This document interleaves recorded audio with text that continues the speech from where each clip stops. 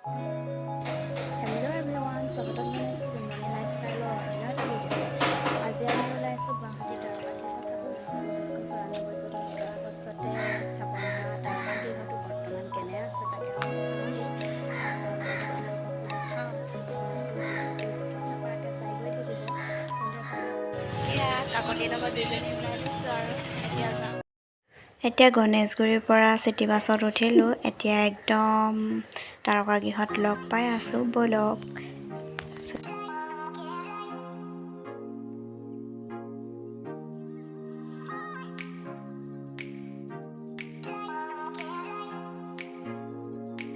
এতিয়া এয়া দেখিছে গুৱাহাটী উচ্চ ন্যায়ালয়, ইয়াৰ পৰা বেছি দূৰ নহয়। এইফালে অলপ গৈয়ে তাৰকাগৃহ পামগৈ। তাৰকাগৃহৰ ফ্ৰণ্টত এয়া চাওক লতাশিল খেলপথাৰ, য'ত বিহু সন্মিলন অনুষ্ঠান অনুষ্ঠিত হয়। এইফালে দেখিছে ইয়াতে গণেশ মন্দিৰৰ কাষতেই এতিয়া এয়া তাৰকাগৃহ, গুৱাহাটীৰ তাৰকাগৃহ। এতিয়া সোমাই যাওঁ, ব'লক চাওঁ। এতিয়া এয়া দেখিছেই তাৰকাগৃহৰ ভিতৰভাগ খুব সুন্দৰকৈ সজাই ৰাখিছে, খুব সুন্দৰ এটা পৰিৱেশ। ব'লক তেন্তে এতিয়া টিকেট কাটোঁগৈ।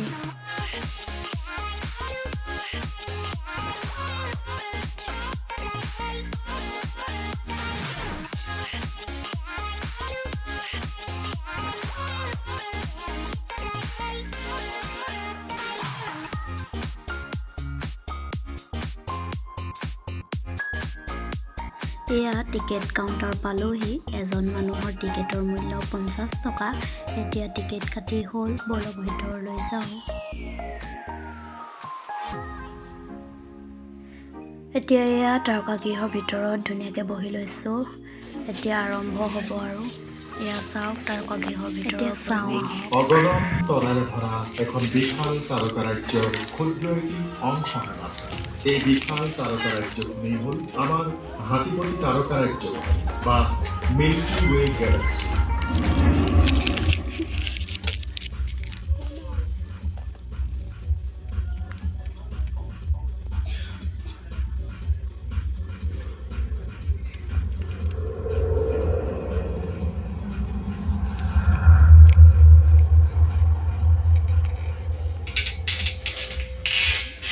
এয়া হ'ল পৃথিৱী আৰু অন্যান্য গ্ৰহকেইটাই প্ৰদক্ষিণ কৰি থকা আমাৰ সূৰ্যটোৰ ঘৰ।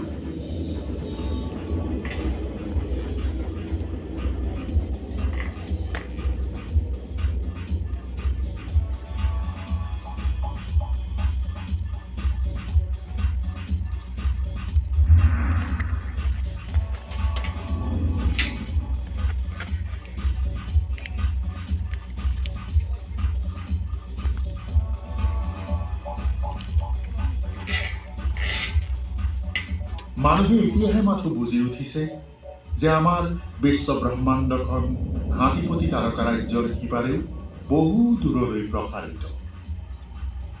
বিশ্ব ব্ৰহ্মাণ্ডখন অলেখ তাৰকাৰাজ্যৰে ভৰপূৰ।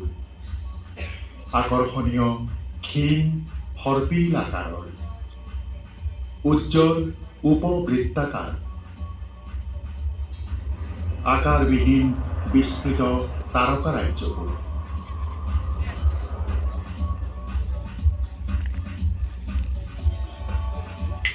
কিন্তু এনেবোৰ তাৰকাৰাজ্য আহিল ক'ৰ পৰা?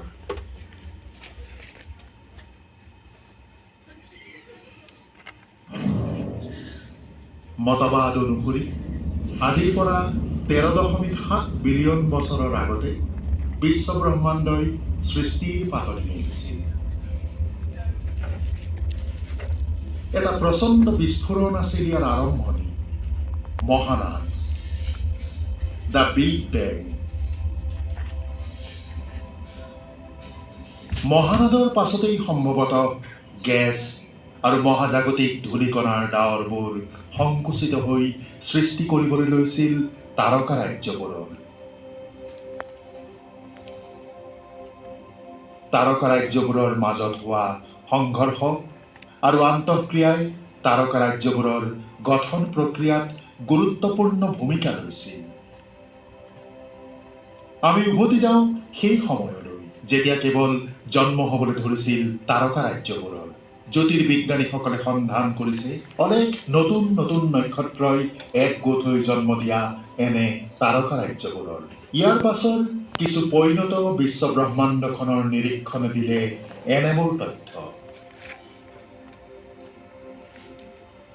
আকৃতিহীন মহাজাগতিক ডাৱৰ পিণ্ডবোৰ আৰু সৰু সৰু অসমাংগ তাৰকাৰাজ্যবোৰ। এনে তাৰকাৰাজ্যবোৰ গোট গোট হৈ মিলিত হ'বলৈ ধৰিছে।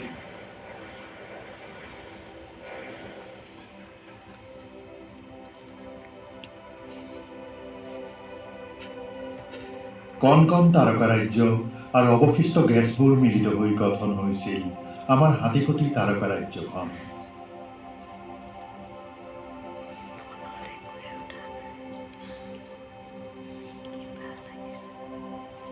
আন বহুতো তৰাৰ দৰে এক ঘনীভূত তাৰকাপুঞ্জৰ মাজত জন্ম হৈছিল আমাৰ সূৰ্যটো।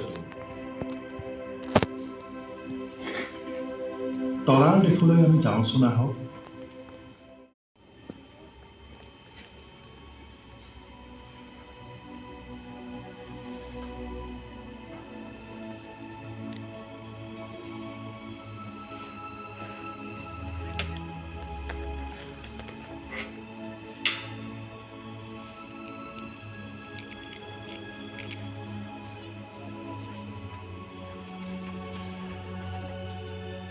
আমাৰ চৌপাশ অতি মনোৰম আৰু বিস্ময়কৰ।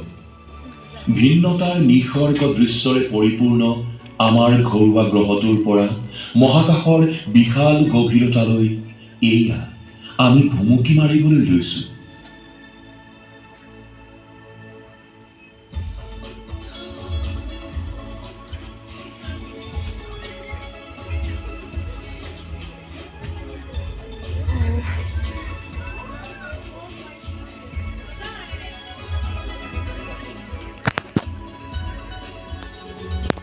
আমাৰ গ্ৰহৰ চমৎকাৰী ঘটনাৰাজিৰ কথাবোৰ আমি সকলোকে বিলাই দিব পাৰোঁ। আধুনিক যুগৰ বিস্ময়কৰ কথাবোৰ।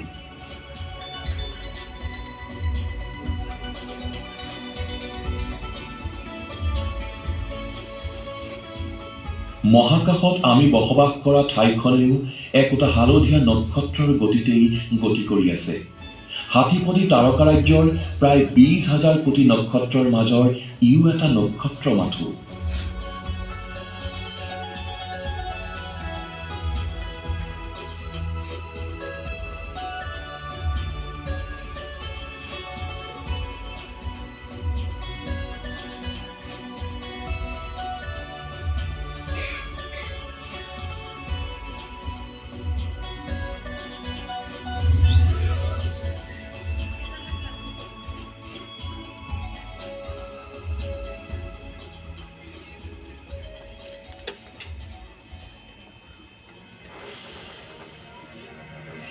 পিছে আমাৰ সূৰ্যটো প্ৰচণ্ড তাপ আৰু পোহৰ শক্তিৰ উৎস, যিয়ে পৃথিৱীৰ জীৱকুলক প্ৰতিপালিত কৰি আহিছে। এখন সাধাৰণ উৰাজাহাজেৰে উৰা মাৰিলে এই আলোড়িত গন্তব্যস্থান পাবলৈ সময় লাগিব 20 বছৰ, কিন্তু আমি ইয়ালৈ উৰা মাৰিম মুহূৰ্তৰ ভিতৰতে।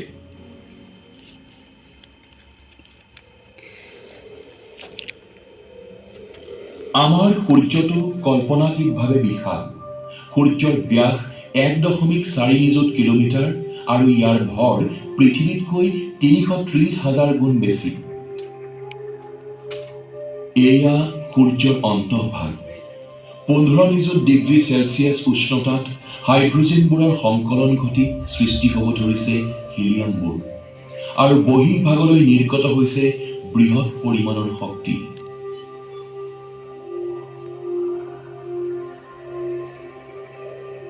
সূৰ্যৰ পৃষ্ঠভাগ প্ৰচণ্ড উষ্ণতাৰ আধানযুক্ত গেছৰ এখন আলোড়িত সাগৰ। পৃষ্ঠভাগ যেন বক বককৈ উতলি আছে।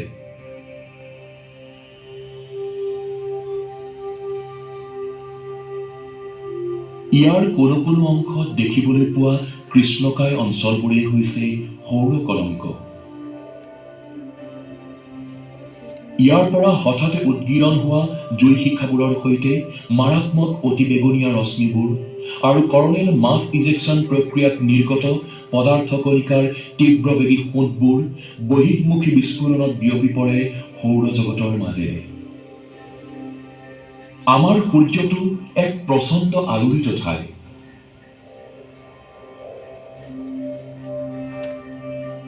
সূৰ্যৰ পৰা ১৫০ নিযুত কিলোমিটাৰ নিলগত এখন চকুৰে নেদেখা চুম্বক ক্ষেত্ৰই সৌৰ ধুমুহাৰ পৰা আমাৰ গ্ৰহটোক আলফুলে আৱৰি ৰাখি সৌৰ ধুমুহাবোৰক বশীভূত কৰি সৃষ্টি কৰিছে উত্তৰ আৰু দক্ষিণ মেৰু প্ৰভাৰ এক মনোৰম নাচু।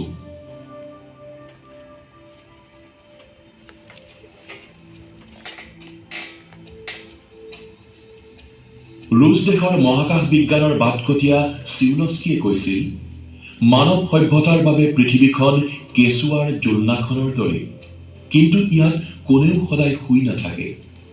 সেয়ে হয়তো মানুহে এদিন পৃথিৱী এৰি মহাকাশৰ বুকুত অইন গ্ৰহলৈ যাত্ৰা কৰিব। আজিৰ পৰা ৫০০ বছৰৰ আগতে মহাসাগৰৰ বুকুত বৃহৎ অভিযানবোৰে যিদৰে মহাদেশবোৰৰ আৱিষ্কাৰ কৰিছিল, ঠিক সেইদৰে আজিৰ একোখন ক্ষুদ্ৰ মহাকাশযানে আমালৈ পঠিয়াই দিয়ে অনুসন্ধান কৰিবলগীয়া বিভিন্ন গ্ৰহৰ ছবি।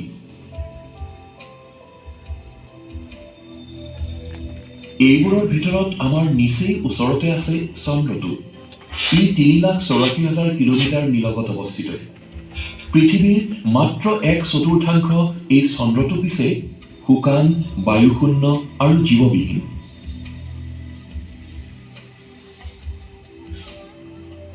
ওপৰত সৌৱা আমাৰ পৃথিৱীখন যেন উজ্জ্বল তৰাৰে খচিত ক'লা আকাশখনত ই ওলমিহে আছে। হয়, পৃথিৱীখন সদায় এনেকৈয়ে আছে। পিছে চন্দ্ৰটো অকলশৰীয়া নহয়। হাজাৰ হাজাৰ খলা বোমা গাঁতেৰে ভৰা ওখৰা মোখৰা নিসৰ্গ দৃশ্য এয়া।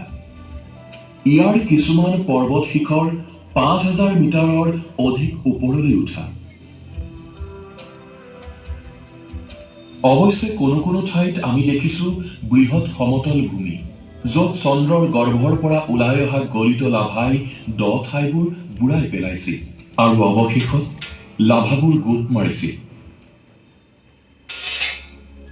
১৯৬০ৰ দশকৰ শেষ ভাগৰ পৰা ১৯৭০ৰ দশকৰ প্ৰথম ভাগলৈ আমেৰিকাৰ মহাকাশচাৰীসকলে ইয়াত পদাৰ্পণ কৰিছিল।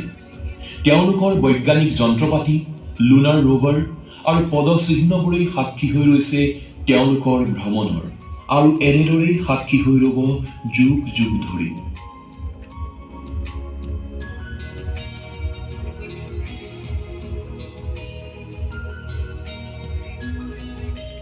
মানুহে এদিন হয়তো ইয়ালৈ আকৌ আহিব আৰু স্থায়ীভাৱে স্থাপন কৰিব বৈজ্ঞানিক যন্ত্ৰপাতিবোৰ। হয়তো মহাকাশৰ বুকুত ন ন চহৰ নিৰ্মাণৰ বাট মুকলি হ'ব।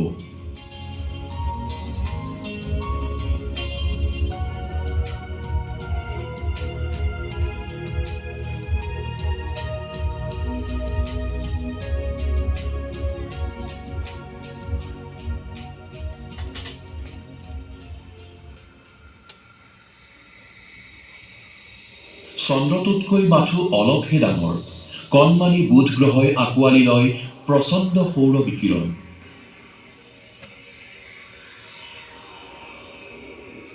ইয়াৰ পৃষ্ঠভাগেও সোঁৱৰাই দিয়ে প্ৰচণ্ড আলোড়িত অতি। ইয়াৰ জ্বালামুখী গাঁতবোৰৰ সৈতে সিঁচৰতি হৈ আছে বৃহৎ সমতলবোৰ। থিয় গৰাবোৰে ছিন্ন ভিন্ন কৰিছে পৃষ্ঠভাগ আৰু এক বৃহৎ সংঘৰ্ষত সৃষ্টি হোৱা অৱবাহিকা, যাৰ নাম মাৰে কলৰিছ বা উষ্ণতাৰ সাগৰ। এই অঞ্চলতেই কোটি কোটি বছৰৰ পূৰ্বে খুন্দা মাৰিছিল এটা প্ৰকাণ্ড উল্কাপিণ্ডই। দিনৰ ভাগত বুধ গ্ৰহৰ পৃষ্ঠভাগৰ উষ্ণতা ইমানেই বৃদ্ধি পায় যে ই লো আৰু সীহৰ দৰে ধাতৱ পদাৰ্থও গলাই দিব পাৰে। অৱশ্যে বায়ুহীন দীঘলীয়া ৰাতিটোত এই অঞ্চলবোৰ বুৰ গৈ থাকে ০ৰ পৰা ১৭০ ডিগ্ৰী তলৰ উষ্ণতাত।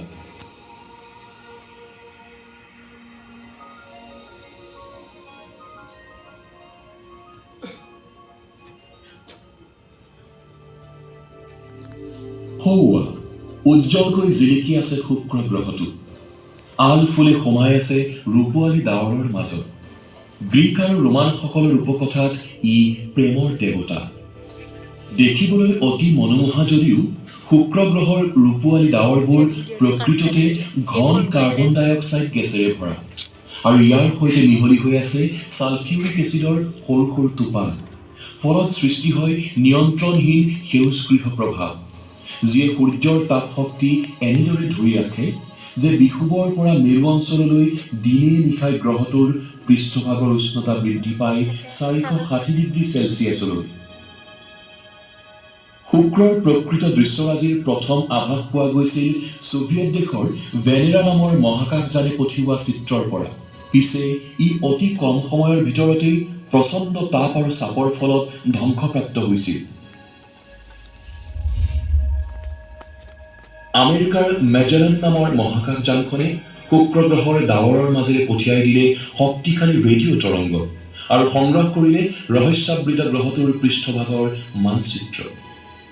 ই উদঙাই দেখুৱালে দীঘল সমতল ভূমিবোৰ, চেপেটা দ্বীপ আকৃতিৰ অৱয়ৱবোৰ আৰু বৃহৎ জ্বালামুখবোৰ। এসময়ত গ্ৰহটোৰ গৰ্ভৰ পৰা লাভাবোৰ বৈ আহি সৃষ্টি কৰিছিল বিশাল গিৰিখাতবোৰ। এই প্ৰকাণ্ড জ্বালামুখবোৰে এতিয়া বাৰু জুইশিখা মিশ্ৰিত ছালফাৰৰ ছাইবোৰ পুনৰ সজোৰে নিগৰি উলিয়াব পাৰিবনে? ইউৰোপীয় মহাকাশযানখনে পঠিওৱা শেহতীয়া তথ্যৰ পৰা জানিব পৰা গৈছে যে শুক্ৰ গ্ৰহই এতিয়াও তেনেধৰণৰ আচৰণ কৰিব পাৰে। আমাৰ নিচেই কাষৰে বাসিন্দা হ'লেও পৃথিৱীৰ সৈতে শুক্ৰ গ্ৰহৰ এক সম্পূৰ্ণ পৃথক ছবি দেখিবলৈ পাওঁ। যদিও শুক্ৰ গ্ৰহক সৌন্দৰ্য আৰু প্ৰেমৰ দেৱতা বুলি কোৱা হয়, প্ৰকৃততে ইয়াৰ আচৰণ উপকথাৰ নৰক সদৃশ।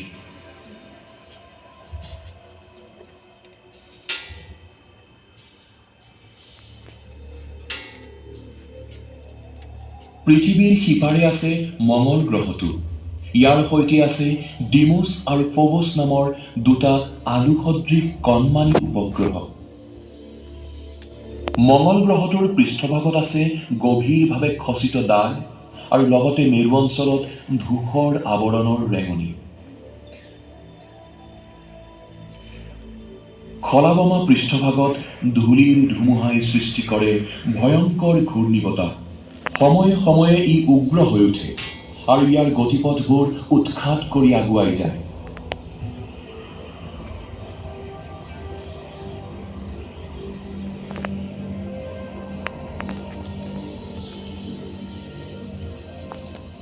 অৱশ্যে ৰঙা গ্ৰহটোৰ বায়ুমণ্ডল সাধাৰণতেই মুকলি হৈ থাকে আৰু গ্ৰহটোৰ পৃষ্ঠভাগ সুস্পষ্টকৈ দেখা যায়। পৃথিৱীৰ তুলনাত ইয়াৰ আকাৰ আধা যদিও এই গ্ৰহটোৰ নিসৰ্গ দৃশ্য প্ৰাকৃতিক আশ্চৰ্যৰে ভৰা। এয়া আমি নামি আহিছোঁ বিলুপ্তপ্ৰায় পৌৰাণিক চতুৰ্বাদ্য জ্বালামুখবোৰলৈ। ইহঁতৰ মাজতেই আছে সৌৰজগতৰ সৰ্ববৃহৎ অৱয়ব অলিম্পাছ মন্স। পৃষ্ঠভাগৰ পৰা 20 কিলোমিটাৰ উচ্চতালৈ উঠি অহা এই বৃহৎ জ্বালামুখী স্তূপটোৱে ফ্ৰান্সখনৰ সমান ঠাই আগুৰি পেলালেহেঁতেন।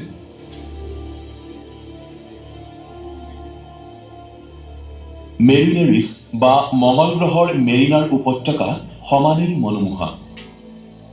প্ৰায় 200 কিলোমিটাৰ দৈৰ্ঘ্যৰ আৰু 6 কিলোমিটাৰ দ এই উপত্যকা এক বৃহৎ আকৃতিৰ গিৰিখাত।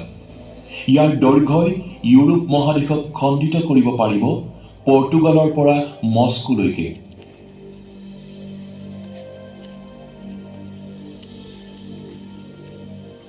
মঙল গ্ৰহ এতিয়া পিছে এণ্টাৰ্কটিকাৰ দৰে হিমচেঁচা আৰু ছাহাৰা মৰুভূমিৰ দৰে শুকান। শেহতীয়াকৈ জানিব পৰা গৈছে যে পৰ্বত সদৃশ জ্বালামুখ আৰু গিৰিখাতবোৰৰ থিয় গৰাবোৰত থকা ক্ষীণ দীঘলীয়া নলাবোৰেৰে এসময়ত প্ৰবাহিত হৈছিল লুণীয়া পানী। আনহাতে 300 কোটি বছৰৰ পূৰ্বে বৃহৎ আকৃতিৰ আগ্নেয়গিৰিবোৰ জাগ্ৰত হৈ আছিল আৰু মঙল গ্ৰহৰ বায়ুমণ্ডল আছিল ঘন আৰু উষ্ণ। এই বাতাবৰণে সৃষ্টি কৰিছিল বৰফ, যিবোৰ এতিয়া আবদ্ধ হৈ পৰিছে পৃষ্ঠভাগৰ তলত। নদী আৰু হ্ৰদবোৰৰ মাজত প্ৰবাহিত হ'বলৈ নেকি বাৰু? সেই সময়ত বাৰু জীৱ সৃষ্টিৰ পৰিৱেশ আছিল নেকি? এতিয়া পিছে ধৰিব নোৱাৰি যে এসময়ত ইয়াতেই ধূলিৰ স্তূপবোৰে সজোৰে গতি কৰিছিল। এতিয়া বিচৰণ কৰিছে পৃথিৱীৰ ৰবট চালিত মহাকাশযানে আৰু ই চকু ফুৰাই গৈছে। অতীতত মঙ্গল গ্ৰহত জীৱকুলৰ বাবে অনুকূল বাতাবৰণ আছিল নেকি বাৰু? ইহঁতৰ সৃষ্টিকৰ্তা মানুহেও এদিন হয়তো ইয়াকেই অনুসৰণ কৰিব।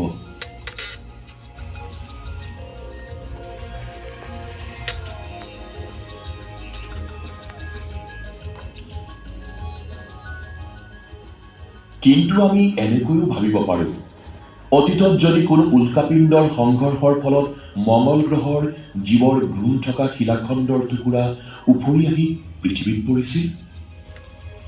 প্ৰকৃততে আমি বাৰু মঙ্গল গ্ৰহৰেই প্ৰাণী আছিলোঁ নেকি? প্ৰশ্নটো অতি আমোদজনক যদিও এয়া গভীৰভাৱে ভাবিবলগীয়া কথা।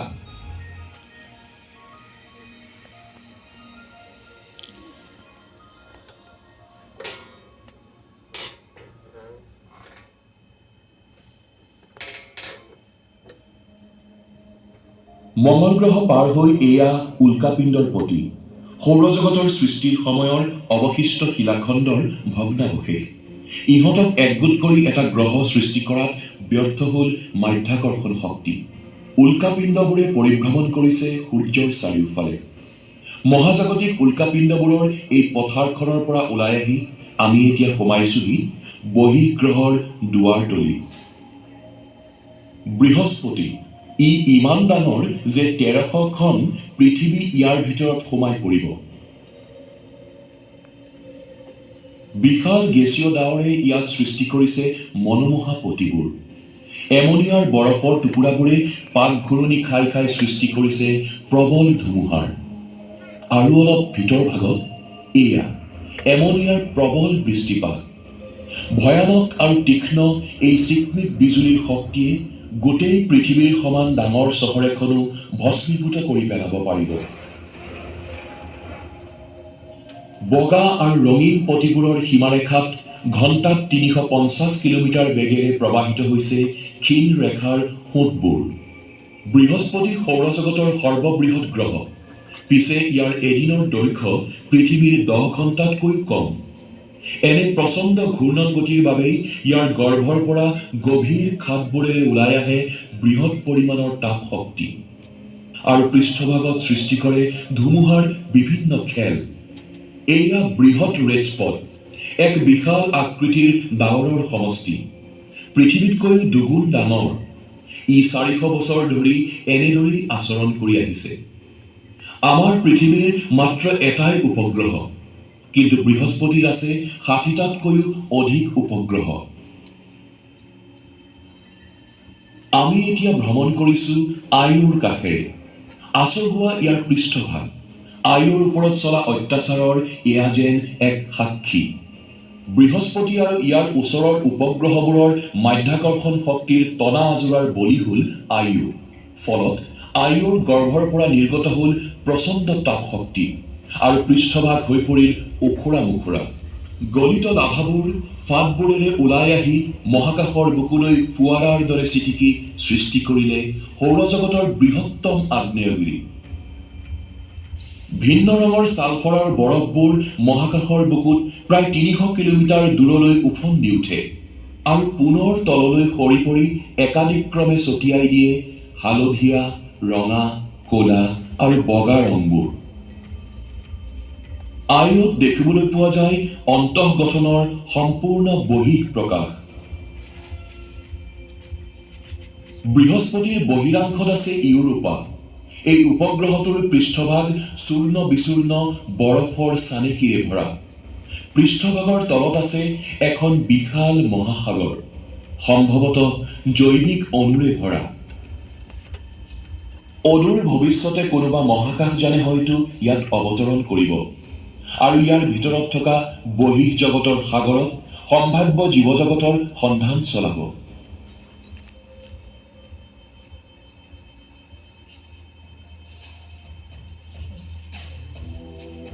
বলয়ৰ দেৱতা শনি গ্ৰহ, সৌৰজগতৰ অলংকাৰ বৃহস্পতিৰ দৰে শনিও এটা বৃহৎ গেছীয় গ্ৰহ।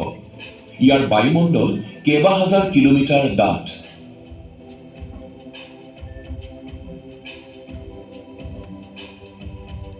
ইয়াৰ গেছীয় পৃষ্ঠভাগৰ তলত কোনো গোটা অংশ নাই। ইয়াৰ পৰিৱৰ্তে আছে পনীয়া ধাতৱ হাইড্ৰজেনৰ এখন বিশাল মহাসাগৰ।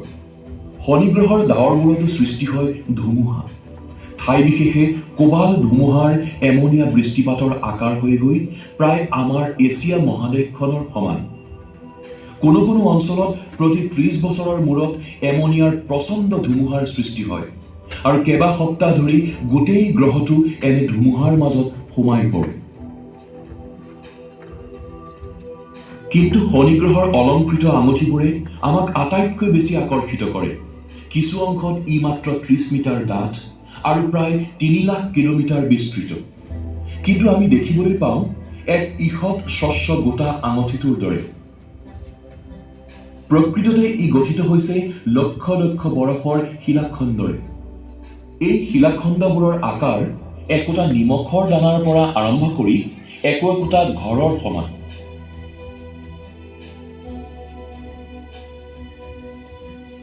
ইহঁতে শনি গ্ৰহৰ চৌপাশে পৰিভ্ৰমণ কৰে প্ৰতি ঘণ্টাত প্ৰায় ৮৫,০০০ কিলোমিটাৰ বেগেৰে।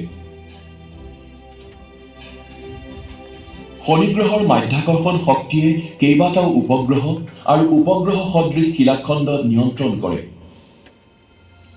ধূসৰ আৱৰণেৰে ভৰা টাইটানক উপগ্ৰহতকৈও এটা গ্ৰহ যেনহে লাগে। পৃথিৱীতকৈ টাইটানৰ বায়ুমণ্ডল ২.৫ গুণমান বেছি ডাঠ।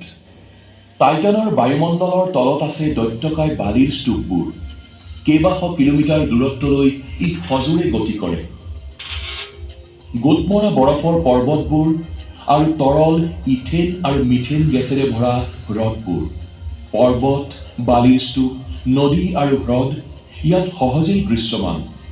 কিন্তু ০ৰ পৰা ১৮০ ডিগ্ৰী তলৰ উষ্ণতাত থকা টাইটান প্ৰকৃততে অতি সক্ৰিয় আৰু পৃথিৱীতকৈ একেবাৰে পৃথক।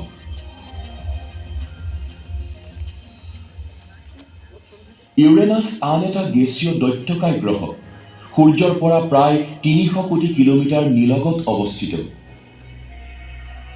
ইয়াৰো আছে আঙঠিৰ বলয়, কিন্তু শনি গ্ৰহৰ আঙঠিবোৰৰ তুলনাত এইবোৰ ক্ষীণ আৰু কম উজ্জ্বল।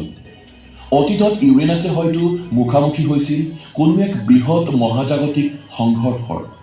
সেইবাবেই ই গতি কৰে অনুভূমিক দিশত। সূৰ্যৰ চাৰিওফালে যেন অৱহেলিত গ্ৰহৰ লেহেমীয়া গতি। ইউৰেনাছৰ ২৭টা উপগ্ৰহৰ ভিতৰত মিৰাণ্ডাও এটা। বহু যুগ আগতে এক প্ৰচণ্ড মহাজাগতিক সংঘৰ্ষত ই বিধ্বস্ত হৈছিল। বৰ্তমানৰ মিৰাণ্ডা হ'ল ভিন্নতাৰ আশ্চৰ্যৰে পৰিপূৰ্ণ এক ভূতাত্ত্বিক ভূখণ্ড। মহাজাগতিক সংঘৰ্ষত চেলেৰি বেদেলি হৈ পুনৰ বিশৃংখলতাৰে সংলগ্ন হোৱা ই এক বৃহৎ ত্ৰিমাত্ৰিক জিগজ পাজল। মনত গভীৰভাৱে সাঁচ পেলাব পৰা সৌৰজগতৰ ই এক আচৰিত অৱয়ব। ১৬ কিলোমিটাৰ ওপৰলৈ উফন্দি উঠা বৰফৰ মসৃণ গৰাবোৰ।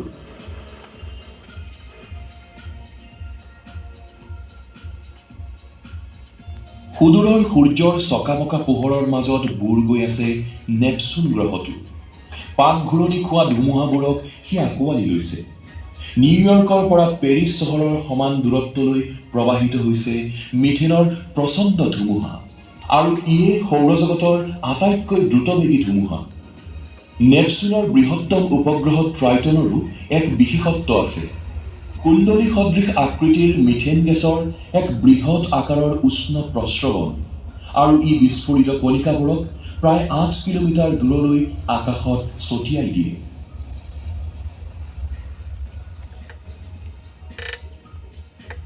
সূৰ্যৰ প্ৰভাৱ ক্ষেত্ৰৰ একেবাৰে দূৰত হিমচেঁচা অঞ্চলৰ প্লুটোৰ সৈতে অন্যান্য বাওনা গ্ৰহৰ জগতত এতিয়া আমি প্ৰৱেশ কৰিছোঁ। ২০১৫ চনত নাছাৰ নিউ হৰাইজনছ নামৰ মহাকাশ যানখনে প্ৰথমবাৰৰ বাবে ইয়াত ভ্ৰমণ কৰিছিল। ৰঙচুৱা গ্ৰহ প্লুটোৰ পান আকৃতিৰ বৃহৎ সমতল ভূমি, মিথেন আৰু নাইট্ৰজেন হিমপ্ৰবাহ আৰু প্ৰায় ৩.৫ কিলোমিটাৰ উচ্চতাৰ বৰফৰ পৰ্বতবোৰ আশ্চৰ্যজনকভাৱে একেবাৰে নতুনকৈ সৃষ্টি হোৱা। প্লুটোৰ 5টা উপগ্ৰহৰ আটাইতকৈ ডাঙৰটো হ'ল চেৰন। ইয়াত আছে ঘন মেৰুখোলাৰে সৈতে 1000 কিলোমিটাৰ পৰ্যন্ত দৈৰ্ঘ্যৰ আৰু 6ৰ পৰা 9 কিলোমিটাৰ দ গিৰিখাতবোৰ।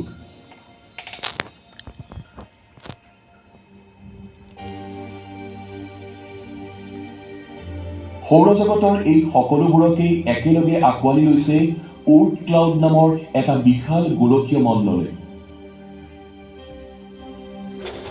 বৰফ মিশ্ৰিত ধূলিকণাৰে গঠিত কোটি কোটি শিলাখণ্ডৰ ঘৰ এয়া। যেতিয়াই ইহঁতে উন্মুক্ত হৈ সূৰ্যৰ কাষলৈ গতি কৰে, তেতিয়াই বৰফবোৰ বাষ্পীভূত হৈ সৃষ্টি কৰে নিজৰ সৈতে ধূমকেতুবোৰ।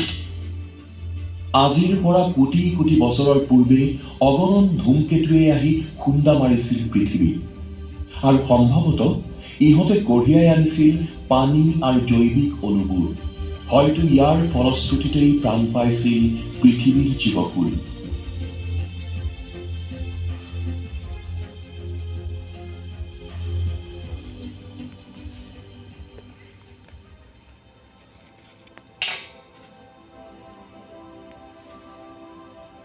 আমাৰ বাহিৰেও মহাকাশৰ ক'ৰবাত আন কোনো সৌৰজগত আছেনে বাৰু? বহু যুগ ধৰি আমি সকলোৱে বিস্মিত হৈ ৰৈছিলোঁ। এতিয়া পিছে মাত্ৰ 2টা দশকৰ ভিতৰতেই আমি আৱিষ্কাৰ কৰিলোঁ 2000তকৈও অধিক বহিঃগ্ৰহ, যিবোৰে পৰিভ্ৰমণ কৰি আছে অইন কিছুমান নক্ষত্ৰৰ চাৰিওফালে। এনে কল্পনাবোৰৰ বাস্তৱ ৰূপ দিবলৈ সময়ে অপেক্ষা কৰিছে প্ৰতিভাশীল মহাকাশ শিল্পীসকললৈ। বহিৰ্জগতৰ গ্ৰহবোৰ হয়তো আমাৰ সৌৰজগতৰ গ্ৰহবোৰতকৈ বহু বেছি আচহুৱা।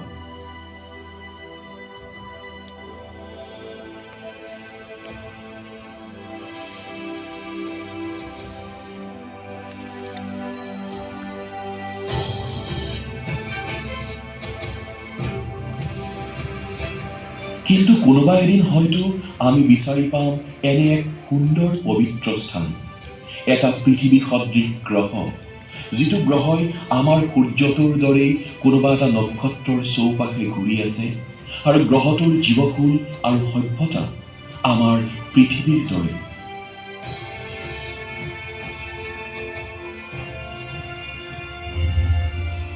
এটা গ্ৰহ য'ত বসবাস কৰে এনে এক প্ৰাণীজগত যিয়ে সাজে অত্যাধুনিক যন্ত্ৰপাতি, ৰেডিঅ' টেলিস্কোপ। এইবোৰৰ সহায়ত সিহঁতে জানিব পাৰে মহাকাশৰ বিভিন্ন খবৰ, আৰু যিয়ে আমাক আঁকোৱালি ল'ব মৰমেৰে।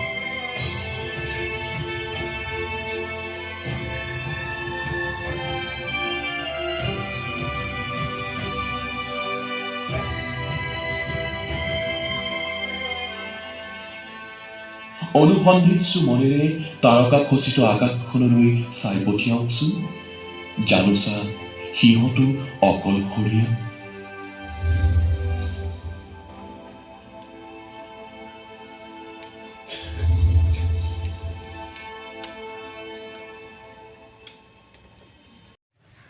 আজি ভিডিঅ'টো ইমানেই আছিল। ভিডিঅ'টো চাই কেনে পালে? যদি ভাল পালে like, comment, share and subscribe কৰি দিব। আজিলৈ বাই।